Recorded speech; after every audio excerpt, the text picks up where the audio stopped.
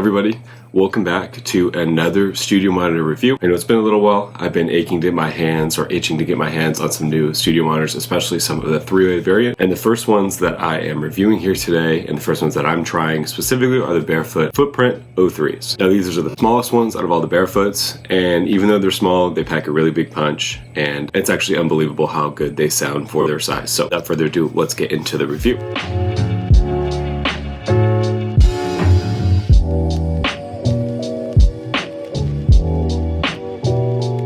So first, let's go over the specs. So the Barefoot Footprint 03s are an active 3-way monitor. It's a 1-inch dual radiator tweeter, a 3.5-inch aluminum coated mid-range, and then a 6.5-inch aluminum coated subwoofer. And they're all covered in this kind of like silver aluminum cover, and then that silver aluminum cover looks pretty cool. Now, like I just previously mentioned, they are side ported, and supposedly the side porting helps lowering the distortion. So if it's rear ported, you might get a little bit more versus a side ported. At least that's what Barefoot is claiming. So before I got my hands on these monitors, my main go-tos were the Yamaha HS8s. I actually sold those like 3 or 4 months ago, and I haven't been working on any monitors at all. So if you've heard any of the music that I put out in the last like 3-ish months or so, I've been using just Audio-Technica AT M50Xs, and I have those with a different ear pad on them, so they just really don't sound that great, especially not for mixing. Now, don't get me wrong, the HS8s are really good. I was really happy with those, but I was finding that I was working on music less and less. I was just having a hard time justifying keeping them in my space, so ultimately I decided to sell them. However, once I sold them, maybe a week passed by, and I was still using the headphones just for my production, etc. And I really just couldn't get by with just using a pair of headphones, not only because it's harder to mix, it's harder to kind of feel your mix, but it's also because it's just not fun to work on something that's so small, so kind of in your ear, so flat, and that's what ultimately made me decide to pull the trigger on some of these footprints. I've been using the footprints for about 2 weeks now. I definitely spent a lot of time breaking them in. Probably the first 3-4 days, I had them playing basically nonstop, just listening.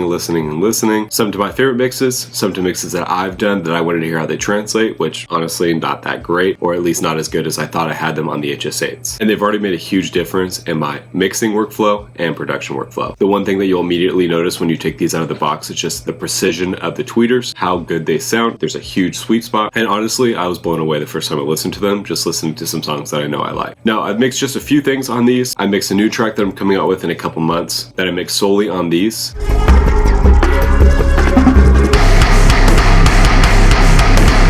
And then going to like a car test or to listen somewhere else, they translate perfectly. I've also mixed and done some of the episodes I've done, if you're keeping up with the metal series that I have here on the channel, and listening back to some of those. It's crazy how good you can get a mix sounding just working as you would producing, where you kind of don't even have to think about it. You're just taking care of things as you do them. Now, before we get super detailed into the sound, let's talk a little bit about room treatment. So this is a new studio room for me. I just recently built it, and I posted a short about it recently. I'll try to link that below. But what I did here in this room, and it's not completely finished, but I have several panels ranging this side of the room that are 8 inches thick, so I have double rock wool in those, and then I have a couple smaller ones on this side, and those are just a 3.5-inch rock wool, and then I have a ceiling panel ahead of me, and that is just a 3.5-inch rock wool panel as well. Now behind me, you can see I have 2 acoustic blankets. These are just like 1 inch thick, and I have them doubled up. It's because there's a huge mirror there, so just covering that. But honestly, if we take a look at my room measurements, you can see that the room was actually measuring pretty decently flat. Now, even though it was pretty decently flat, using the Arc Studio for room calibration was essential. The room measured relatively flat, but with a slight dip at around the -6 decibel range, right above 100 hertz. So we had a pretty big null there, which is common for this side of room and room modes. Calibration helped to flatten this response, overall making it a more flat picture. And I can show you that here, which also ensured that I was getting the most accurate listening and accurate gauge of how these speakers sound, if they were truly correct and truly flat for this room.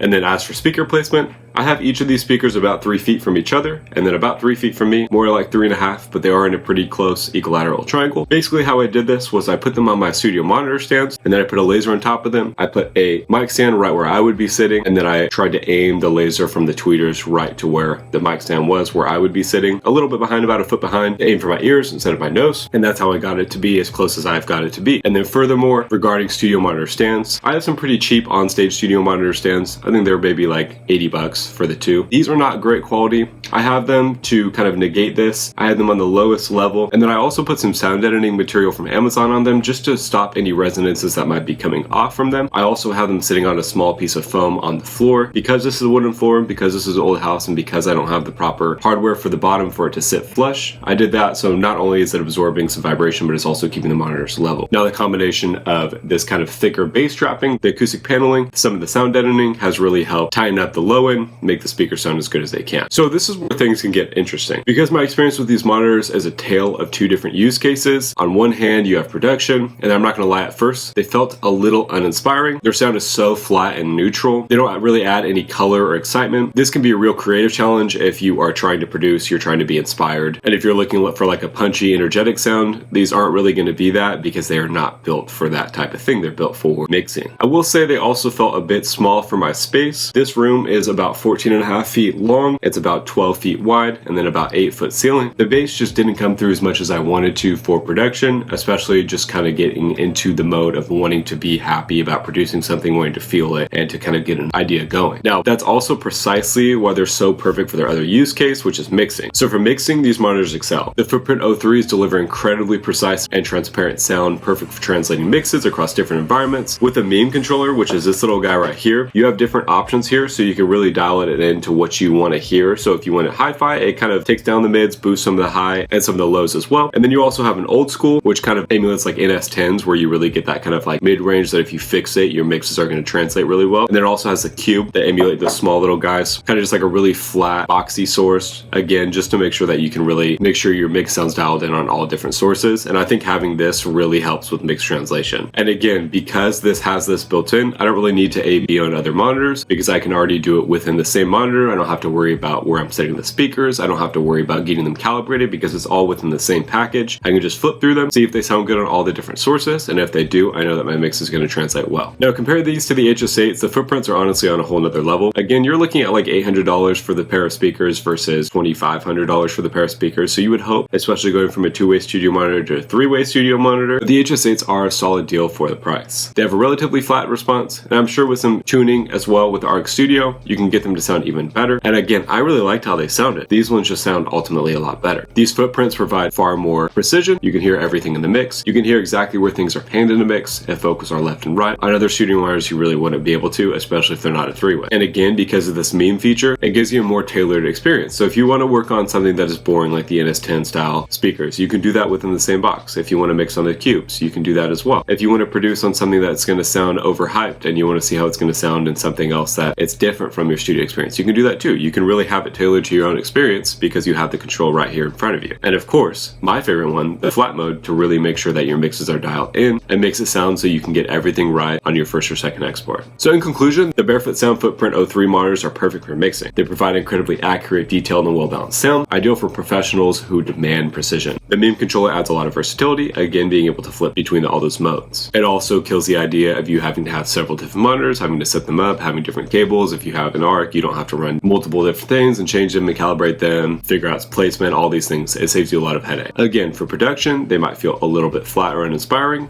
but ultimately when it comes to mixing, which is a big thing for a lot of people, you can really dial it in on these speakers, at least in my experience. Now, if you are thinking about going with these, then I highly recommend them. Maybe if your room is a little bit bigger than mine or around the same size, I would consider factoring this up into your price that you pay. But ultimately, if you're a serious mixer, in my experience so far, these monitors will take your work to the next level. The build quality is awesome. They're designed to last. They have a great company that's making them. And so far, they've offered perfect translation across all the mix sources and different speakers that I've listened to, making them a great all-in-one solution for any studio. So those are my thoughts on the Barefoot Footprint 03s. If you liked the video, let me know. Hopefully I'll have a couple more monitor reviews for you coming soon. And if these are a monitor you're considering, let me know in the comments below. Or if you were considering them, tried them, maybe went with something else, let me know that as well. With all this being said, thank you for checking out the video, and we'll see you again on the next one.